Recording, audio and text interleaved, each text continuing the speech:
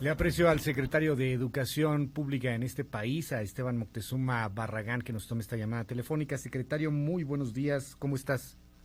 Luis, muy buenos días. Un saludo a todo tu auditorio. Gracias por la comunicación esta mañana, secretario. Oiga, Con mucho gusto, Luis. primero, ¿cómo van las cosas en torno a la planeación de lo que será el regreso a clases al 24, un regreso a clases de manera virtual? Entiendo que se está trabajando todavía en varios aspectos. Cuéntenos un poco cómo va.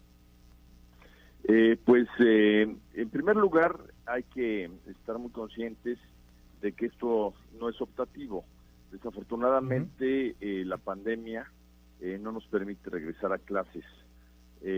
Tenemos casos muy concretos de países que han regresado a clases a destiempo, se incrementan de una manera muy grande los contagios y tienen que volver a cerrar.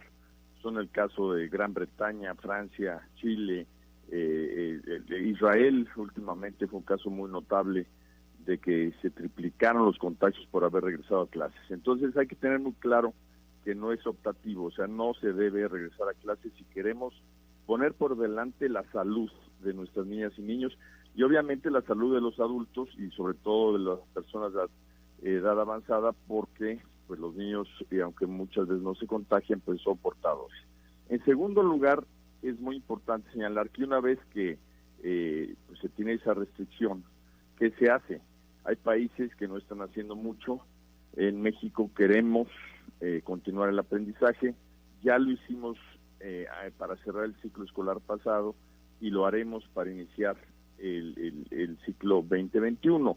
Ahora, nunca hemos dicho ni pretendemos decir que sea un sustituto de la escuela o que estar en casa se puedan sustituir a las maestras y los maestros. Hemos dicho que eso es insustituible, pero lo que sí es cierto es que dentro de todos los esquemas que hasta ahorita se conocen, creo que México va a la vanguardia en un esquema muy robusto, en donde están participando no solo la televisión, también el internet, también la radio y también materiales impresos. Claro. Pocos países del mundo distribuyen como México 180 millones de libros de texto gratuito. Lo vamos a hacer a tiempo. Pocos países del mundo le van a dar a todos sus alumnos educación por televisión. Ajá. Y por los que tengan acceso al internet por internet. Déjeme hacerle un par de preguntas al respecto de este tema. ¿Cómo van a llegar estos libros? Por ejemplo, son muchas preguntas que han estado llegando desde nuestro auditorio. Debido a que justamente no hay clases, tendrán que ir, no sé, los padres de familia a recogerlos a las escuelas. ¿Cómo lo van a hacer? Sí, Luis. Los libros en un 60% ya están distribuidos. Empezamos a distribuirlos a los estados. Uh-huh. Los estados tienen sistemas de distribución interna y cada estado va a resolver cómo hacerlos llegar. Todos los años se hacen llegar los libros de diferentes maneras. Yo me reúno todas las semanas con los secretarios de educación de todo el país. La última vez que nos reunimos fue apenas hace un par de días. Uh-huh. Y quedamos en que cada estado iba a ver la forma más conveniente de distribuir, de acuerdo además a las regiones de cada estado. No es lo mismo distribuir los libros en un estado como Coahuila, claro, que para pasar de una ciudad a otra tienes que manejar 6 a 8 horas, uh-huh, a distribuirlo en Aguascalientes, que si pasas de una ciudad a otra ya te saliste del estado. Entonces, cada estado los va a distribuir. Lo que es más generalizado es que se van a hacer, digamos, protocolos en donde se avise a los padres de familia que pasen a recoger los libros a las escuelas, uh-huh, en días separados y en horarios separados, para que haya sana distancia y para que haya las medidas, digamos, de protección necesarias. Queda aquí claro que eso también va a ser responsabilidad de los estados, es decir, de las secretarías de educación en cada uno de los estados. Otra pregunta que ha surgido mucho es el costo que tendrá esto para el Estado mexicano con respecto a las transmisiones en las televisoras. El presidente dijo que sería un costo mínimo cuando se presentó todo esto en esta misma semana, lo escuchábamos en vivo, y le preguntaría, ¿ya lo sabemos? ¿Cuál será el costo? ¿Cuánto se dará a las televisoras? Me parece que la presidencia Jesús Ramírez iba a hacer esa precisión, okay. Porque lo que se quedó es que se iba a pagar más bien costos a las televisoras, no tiene ninguna tarifa comercial ni mucho menos, sino ellos están dispuestos a ayudar y le van a transferir los costos a precio al gobierno. A precio de producción, pues, o sea, costo, sin un lucro, sin una ganancia. Oiga, dígame algo, porque nos dicen muchas personas, esta pregunta se repite demasiado. Hay personas que ya no pueden seguir en una escuela privada y que quieren cambiar a una escuela pública. Hay personas que quieren tratar de acceder a ella, pero hoy, frente a la pandemia, frente a los exámenes, frente al asunto de la admisión, etcétera, ¿se puede todavía? Sí se puede. De hecho, estamos abriendo un periodo extraordinario de reinscripciones para esos casos. El periodo ordinario ya empezó y concluye a principios de septiembre, y vamos a abrir el periodo hasta el 11 de septiembre. O sea, se pueden inscribir de aquí al 11 de septiembre en las páginas, y casi todo esto se está haciendo virtual en la Ciudad de México, que es, digamos, en donde nosotros operamos la educación desde la SEP. Así es. Se hace en páginas virtual, en la página de la Autoridad Metropolitana de la Ciudad de México, y ahí se pueden hacer las inscripciones. Okay. Cualquier duda que tengan, pueden preguntar los teléfonos y pueden preguntar las direcciones en nuestra plataforma. Ahí está todo descrito. La plataforma es cep.gov.mx. Hay también pues una gran demanda justamente por el asunto de la pandemia, por la crisis económica que se viene. Lo platicábamos el día de ayer con con el presidente de las escuelas privadas, y una cosa que nos llamó mucha atención y que la gente también lo ha comentado mucho es que ya una vez que se regrese a clases, en el punto en el que se regrese, podrá venir un problema de salones y de grupos realmente muy saturados, hasta de 80 o 90 muchachos. ¿Qué es lo que dicen al respecto, secretario? ¿Han estado viendo esto? Porque obviamente se va a incrementar la matrícula en la educación pública. Sí, lo estamos viendo de manera muy cuidadosa.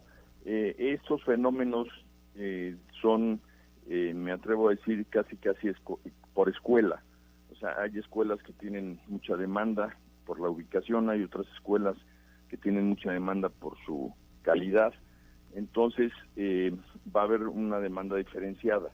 Nosotros estamos viendo la forma en que todas y todos los niños que se vayan a inscribir tengan su lugar y distribuir de esa manera la demanda, y si es necesario abrir nuevos grupos. Pero esto solo lo sabremos en cuanto el proceso de reinscripción quede concluido, que será unos días antes de iniciar el curso. Ahora, como el curso es a distancia, como el curso es por televisión o por internet o por radio, no tenemos ese problema de inmediato. Entonces vamos a tener tiempo de poder distribuir a los niñas y niñas nuevos en los lugares en donde puedan tener cabida, pero sin duda pues estamos obligados a cumplir ese derecho a la educación que tienen todas nuestras niñas y niños. ¿Cómo pueden tener acceso los padres de familia y los niños al contacto con los maestros, secretario? Todos los maestros y maestras tienen, digamos, una guía en donde saben qué niñas y niños están en sus salones. En el caso del paso de un año a otro, eso fue virtualmente automático. O sea, un niño de una escuela que estaba en segundo de primaria automáticamente pasó a tercero sin necesidad de inscripción. Sí se van a hacer las reinscripciones, pero esto se hace virtual, y cuando regresen a la escuela ya presencial, ahí es cuando se entregan los documentos físicos, digamos. Las personas que se vayan a inscribir a una escuela o se vayan a inscribir a primero de primaria o primero de secundaria, ahí también lo tienen que hacer de manera virtual, y se le comunica de esas inscripciones tanto al maestro como a los padres y madres de familia, virtualmente. Toda esta información la pueden obtener de nuestra plataforma, que acabo de mencionar, cep.gov.mx, y una vez que todos los salones están ya armados, pues los maestros tienen los datos de las niñas y de los niños, y les van a hablar por teléfono o les van a escribir por internet para mantener el contacto durante el tiempo que dure la educación a distancia. Dígame algo, quisiera conocer la opinión que tiene con respecto a lo señalado desde la Organización de las Naciones Unidas cuando se advierte a nivel global una catástrofe generacional. A lo mejor es muy fuerte el término, pero es el término que se ha estado utilizando. Hay quien habla hasta de un rezago que pudiera llegar a tener esta generación de 5 años inclusive. ¿Qué opinión les merece aquí en México? Pues esto a lo que se enfrentarán, nada sustituye la escuela. Obviamente, lo dijo usted al principio, no es optativo, se está haciendo por la pues necesidad, por la pandemia, porque hay que hacer frente, pero estamos frente a un riesgo en donde pudiera existir un rezago. Hay algunas estimaciones al respecto desde la Secretaría de Educación Pública. ¿Cómo abordan esta visión en particular? Pues mira, Luis, si lo que dice un organismo internacional es que hay una amenaza de catástrofe, pues eso lo único que nos indica es que nos tenemos que preparar 3 veces más para mitigarla y para que no suceda en México. Yo me pongo a pensar muchas veces en el tema de del vaso medio lleno y medio vacío. Por una parte, sí, en efecto, habrá muchísimas niñas y niños que no tengan acceso por la situación familiar o económica, a una educación más regular. Habrá otros que en su casa pues les pongan una mesa, les pongan la televisión, les pongan una computadora, los acompañe la mamá, el papá y los ayuden mucho. Siempre vamos a tener esas diferencias. Para eso es que queremos un modelo equitativo que llegue a todo mundo, que es la televisión. Pero lo que también me pregunto y le pregunto yo a tu auditorio, en los últimos meses hemos ofrecido mucha capacitación a las maestras y maestros y ha sido voluntaria.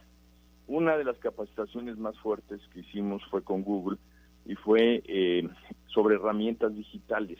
Maestras y maestros pues que o le tenían miedo o no sabían usar bien la computadora, las herramientas digitales, cómo enseñar a través de internet. Y Luis, se inscribieron 1 millón, un poquito menos, 950,000 maestras y maestros a esos cursos y los terminaron en línea. Entonces, por un lado tenemos pues este distanciamiento entre la escuela, los alumnos y los maestros, y por otro lado tenemos una capacitación intensiva en materia digital a nuestro magisterio. Las niñas y los niños que solicitaron gratuitamente, porque se les dio gratuitamente una cuenta de internet, de correo electrónico, fueron 15 millones de niñas y niños que no usaban el internet y que ahora lo usan. Entonces ahí también se dio otro salto muy importante en materia digital. Entonces, por un lado hemos perdido y por otro lado hemos ganado. Aquí lo importante es que tengamos, como tenemos, una visión muy clara de hacia dónde vamos, y creo que la nueva escuela mexicana, desde un principio lo que dijo es que necesitábamos flexibilidad y lo estamos logrando afortunadamente. Permítame finalmente hacer algunas preguntas que están pues, repitiéndose con mucha insistencia en el auditorio.